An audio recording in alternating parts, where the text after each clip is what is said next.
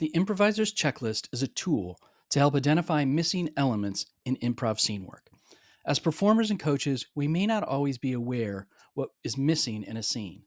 A checklist gives us an objective set of targets to hit so that we can focus on what we are specifically working on within a class, rehearsal, or performance.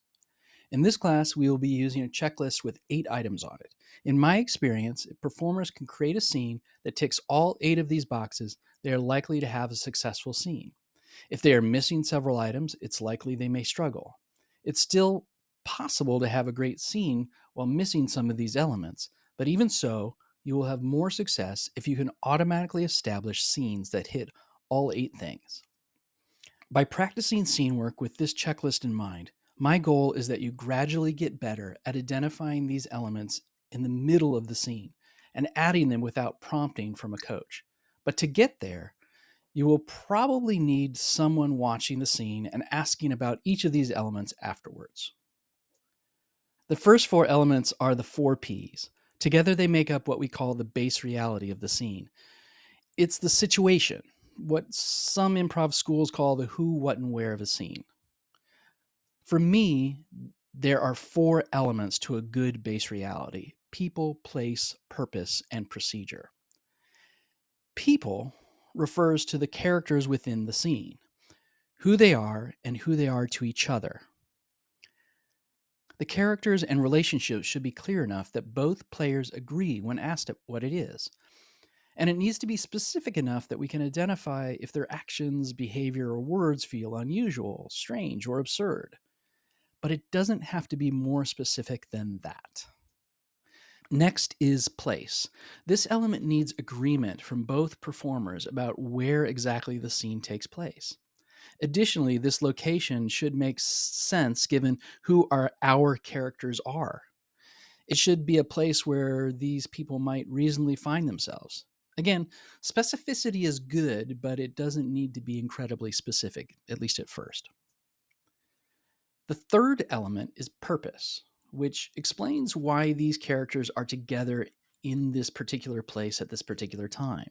For example, 2 roommates watching television in their living room lacks purpose and would likely be a hard scene to get started.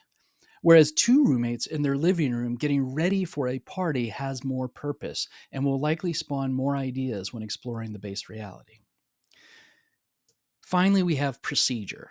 Are there a series of different actions that might fit these characters in this place with this purpose? Are there lots of things that we can think of to do?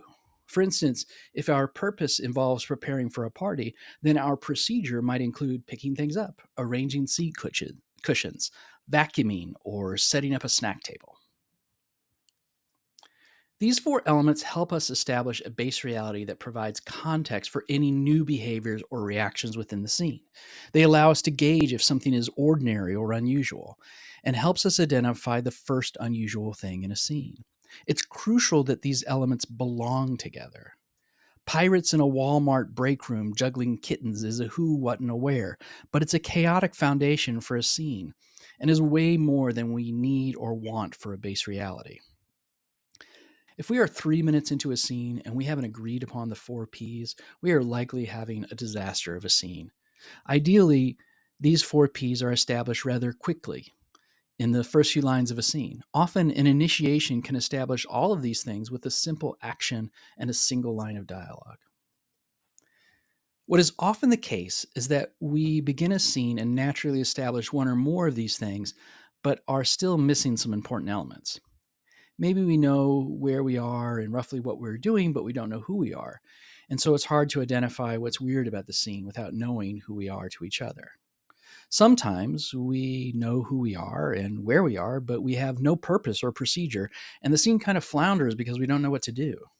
And sometimes we know who we are and kind of why we're together and what we're doing, but we don't know where we are. And that missing element can really get in the way of inspiring us to explore the base reality as we go.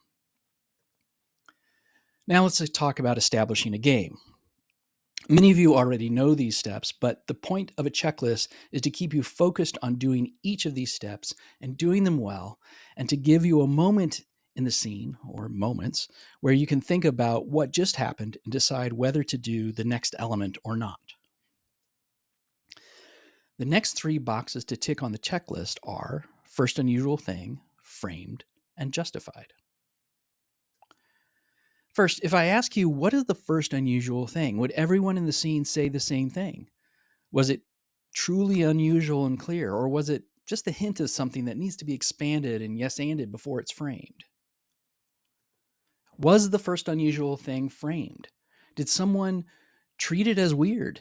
Did they clearly highlight the specific reason why this first unusual thing doesn't fit the base reality you established in the four Ps? And finally, once confronted with the framing of the first unusual thing, did the unusual character justify it?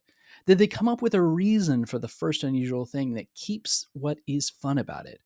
Did the justification make the unusual thing feel too normal and rational? Is the justification general enough that it can be applied to new things in different ways? The last item on the checklist is simply, did we repeat the cycle of the game? Once we knew what the unusual thing is, did we continue to explore the base reality enough to inspire another unusual move that fit the first unusual thing and implicitly had the same justification? If you can get to this point in the scene where you have ticked off all 8 of these things, you will likely be able to sustain this game for as long as you want to, perhaps hitting this game many more times during the course of a show. And that is what our goal is by the end of this 2 weeks, to at least be at a point where all of these things feel missing to you when you're in a scene and they're not there, so that you can self correct and begin to approach a place where all of these things become much more automatic as you're doing your scene work.